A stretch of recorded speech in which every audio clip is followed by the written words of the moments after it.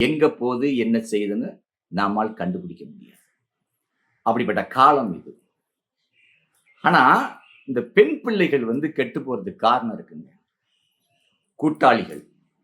எப்பவும் 5 பேர் கூட 6 பேர் கூட சேர்ந்து ஜாலியா போறது. அங்கதான் ஆபத்து இருக்கு. ஏன்னா, ஒரு பெண் கெட்டு போச்சுன்னா, தன் கூட சேர்ந்த பெண்ணையும் கெடுத்து விடும். உஷாரா இருங்க பெற்றோர்கள். ஆண் பிள்ளையாகட்டும், பெண் பிள்ளையாகட்டும். குழந்தைகள் நம்மளுடைய இரு கண்கள்.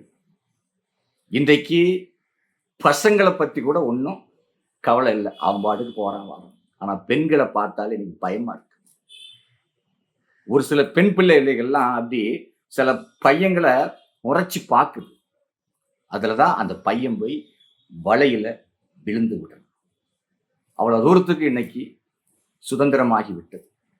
இன்றைக்கு அப்படி ஆனதுனாலதான் இந்த சிம்ஜிதா அப்படிங்கிற